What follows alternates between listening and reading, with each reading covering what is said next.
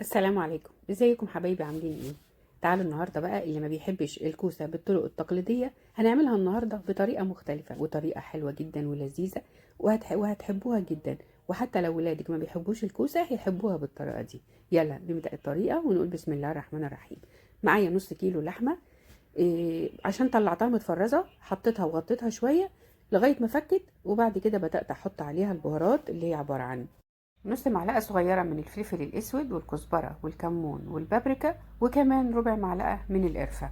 حطيتها على اللحمة وقلبتهم شوحتهم شوية. هنزل عليهم ببصلة كبيرة متقطعة مكعبات صغيرة أو بصلتين وسط.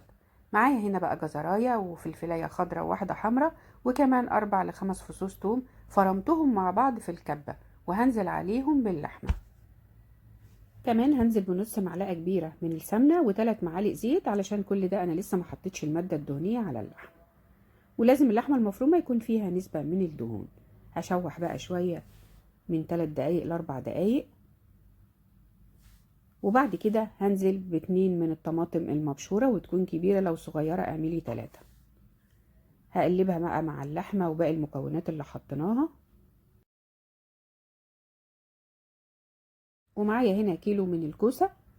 قطعت العنقود بتاعها اللي بيبقى فوق وتحت، وكمان شرحتها بالمقوار اللي هو بتاع الكوسة والبتنجان.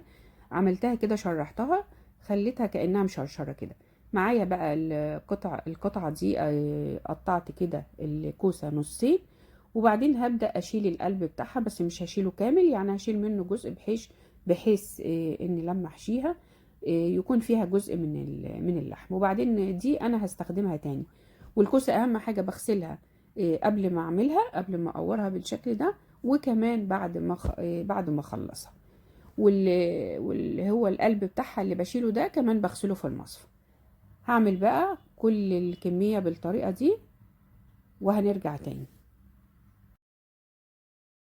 هجيب بقى الصينيه اللي هعمل الكوسه فيها عشان ما استهلكش ادوات كتير. هحط فيها معلقه كبيره من الزبده ومعلقتين زيت علشان الزبده ما تتحرقش. هقلبها كده لغايه ما الزبده تسيح. هنزل بقى بالكوسه بتاعتي، هنزلها اشوحها على الجنبين، هخليها تاخد لون ذهبي كده خفيف بسيط، مع رشه من البهارات اللي هقول لكم عليها. نص معلقه من الملح والبهارات السبعه والفلفل الاسود، وكمان الكزبرة، ولو حابة تضيفي كمون تقدري تضيفي كمون. هقلب كل البهارات دي كده مع بعض، وهرش عليها من الجنب ده، ولما تاخد اللون الذهبي هقلبها على الجنب التاني وهديها رشة من نفس البهارات، وهسيبها تاخد لون من على الجنب التاني. معايا هنا بقى 3 كوبايات من اللبن، هحط عليهم معلقتين كبار من الدقيق. بعدين هقلبهم كويس وهحطهم على النار، وهستمر في التقليب لغاية الدقيق ما يدوب. اهم حاجة بقلب واللبن يكون بارد مش سخن، علشان ان الدقيق ما يكتلش معايا. ولما الدقيق يدوب في اللبن هنزل بحوالي معلقة كبيرة من الزبدة او معلقة ونص، انا حطاها مكعبات صغيرة، يعني تقريبا هتكون معلقة ونص. وهحط كمان نص معلقة صغيرة من الملح ورشة من الفلفل الاسود. ولو بتفضلي الفلفل الابيض على البشاميل تقدري تحطيه بدل الفلفل الاسود. حطيت كمان رشه من الثوم البودر والبصل البودر، وكمان رشه من جوز الطيب. وهقلب كويس جدا لغايه الخليط ما يبقى معايا بالشكل ده. وطبعا اكون ضامنه ان الزبده فكت معايا، يعني ساحت 100% في قلب الخليط ده. ولما تغلي هسيبها بقى تغلي غلوتين كده بعد كل المكونات دي ما تدوب مع بعض. بعد كده هنزلها. هجيب بقى الصينية بتاعتي اللي شوحت فيها الكوسة، ومن غير ما اغسلها هحط فيها في القاع كمية من البشاميل.